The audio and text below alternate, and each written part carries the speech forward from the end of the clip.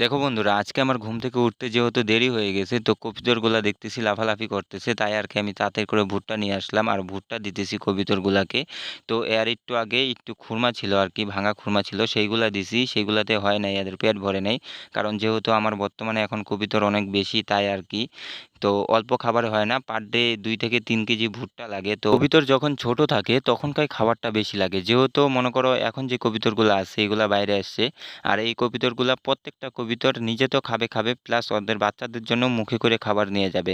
তো সেইখানে ওই বাচ্চাগুলোকে খাওয়ায় তারপরে আবার রিটার্ন আসবে, আবার খাবার দিতে হবে। তার জন্যই আর কি এত পরিমাণে খাবার লাগে। দেখো, আমি এটা বলবো না যে দেশি কবিতর পালন করা লস, তো সেরকম কোনো লসই না। যদি কবিতরের খাওয়ারটা ম্যানেজমেন্ট করা যায় তাহলে দেশি কবুতর পালনে মোটামুটি ভালোই লাভ আছে, কারণ দেশি কবুতরের বাচ্চা দিতে বেশি সময়ও লাগে না।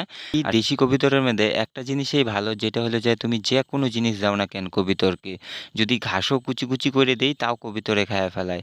তো কবুতর ফার্মের যে বড় ছাগলটা আছে, বুড়া ছাগলটা, তো সেই ছাগলটা চলে আসছে আজকে। তো সেই ছাগলটা বাচ্চা দিবে হয়তো।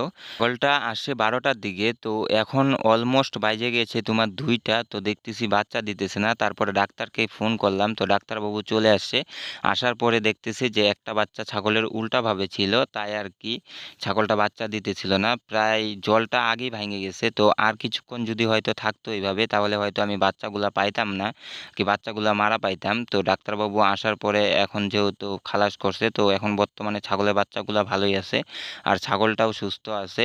তবে হ্যাঁ, এটাই আমার ফার্স্টে এরকম একটা কেস হয়েছে আমার ফার্মের মধ্যে, যে বাচ্চা উল্টায় ছিল। তো আমি দীর্ঘত 4 বছর ধরে ছাগল পালনে আছি, আর 4 বছর ধরে আমি ছাগল পালন করতেছি। তো আমাদের এই ছাগলটা প্রতিবারই 3টা করে বাচ্চা দেয়, শুধু এই ছাগলটাই 3টা করে বাচ্চা দেয়। আর আরও যে ছাগল আছে সেইগুলোর কোনো হিসাব নাই। কোনো ছাগলে 2টা করে বাচ্চা দেয়, আবার কোনো ছাগলে 3টা করে বাচ্চা দেয়। কিন্তু 3টা করে বাচ্চা দিলে একটা বাচ্চা হয় ছোট আর 2টা বাচ্চা হয় অনেক বড়। তবে এইবার আমাদের এইখানে যে বৃষ্টি চলতেছে আর কি, অতিরিক্ত লেভেলের বৃষ্টি হইতেছে, তার জন্য আর কি ছাগলগুলাকে ওইভাবে খাওয়াইতে পারি নাই। আর তোমরা তো সবাই জানো যে আমি ঘাস চাষ করি না, আমি সবসময় বাগানে চড়ায় খাওয়াই।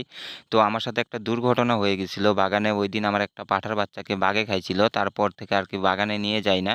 আর এই ছাগলটা দিন মাস পরছে থেকে ওইভাবে খাওয়া দিতে পারি নাই, শুধু বৃষ্টির জন্য। তাই আর কি এবার দেখতেছি বর্তমানে যে বাচ্চাগুলো হয়েছে আর কি, 3টা বাচ্চাই প্রপারলি একদম সেম। তো আমার এটা জানা ছিল না, তবে এটা আমি ফার্স্ট টাইম জানলাম যে যখন ছাগল প্রেগনেন্ট থাকে তখন হয়তো খাওয়াটা কম দিলে 3টা বাচ্চাই বরাবর আসে।